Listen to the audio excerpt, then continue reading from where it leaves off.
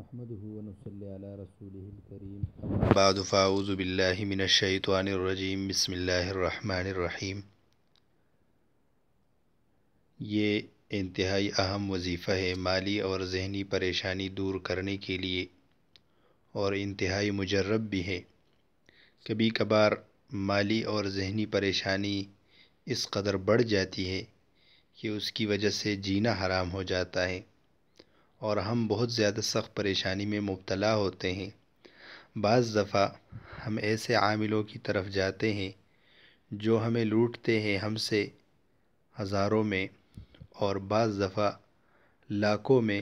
پیسے لیتے ہیں، جس کی وجہ سے ایک تو ہمارا مالی نقصان بھی ہوتا ہے، اور دوسری طرف جو ہمارا مسئلہ ہوتا ہے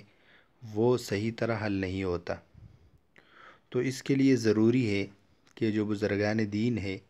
انہوں نے جو وظائف کتابوں میں بتائے ہیں یا قرآن شریف میں اور احادیث مبارکہ میں جو وظائف آئے ہیں ان کا اہتمام کرے۔ ایک بات یاد رکھے، جتنے وظائف میں بتاتا ہوں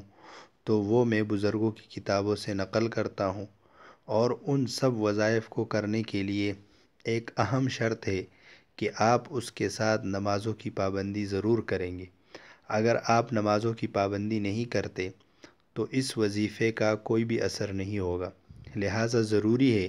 کہ آپ اس کے ساتھ نماز کی پابندی کریں۔ اور پھر میں جو وظیفہ آپ کو بتا رہا ہوں یہ انتہائی بڑے بزرگ ہیں، انہوں نے اپنی کتاب میں ایک شخص کے سوال کے جواب میں لکھا ہے، انہوں نے بہت زیادہ پریشانی بیان کی ہے کہ مجھے بہت زیادہ پریشانی ہے، ذہنی پریشانی ہے، مالی پریشانی ہے۔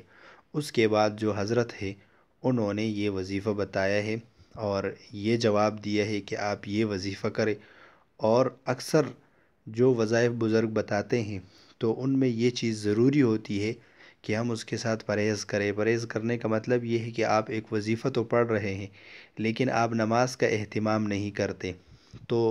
اس کی وجہ سے وظیفے کا جو اثر ہے وہ صحیح طریقے سے نہیں ہوتا اور اثر کم ہو جاتا ہے۔ تو اس کے لیے سب سے پہلی بات ضروری ہے کہ آپ 5 وقتہ نمازوں کی پابندی کریں، اور پھر جو وظیفہ ہے یہ تھوڑا سا مشکل ضرور ہے لیکن انتہائی مجرب وظیفہ ہے، اور وہ یہ ہے کہ آپ مغرب کی نماز کے بعد 41 مرتبہ سورہ قریش پڑھیں۔ 41 مرتبہ مغرب کے بعد سورہ قریش پڑھیں، اور عشاء کی نماز کے بعد 3 مرتبہ سورہ واقعہ پڑھیں، اور فجر کی نماز کے بعد آپ ایک دفعہ سورہ بقرہ پڑھیں۔ یہ وظیفہ ہے، فجر کے بعد جب آپ سورہ بقرہ کی تلاوت کر لیں تو اس کے بعد آپ دعا مانگ لیں، آپ کی جو حاجت ہے وہ اللہ تعالیٰ سے مانگ لیں، انشاءاللہ وہ جو حاجت ہے وہ پوری ہو جائے گی، اور آپ کی جو مراد ہے وہ اللہ تعالیٰ پوری کر دیں گے۔ مالی اور ذہنی جس قدر پریشانی بھی ہو وہ انشاءاللہ دور ہو جائے گی۔ تو اس کے لیے یہ جو وظیفہ ہے آپ اگر 7 دن تک اس کا اہتمام کریں گے تو انشاءاللہ جو بھی پریشانی ہوگی وہ اللہ تعالیٰ کے فضل و کرم سے ختم ہو جائے گی۔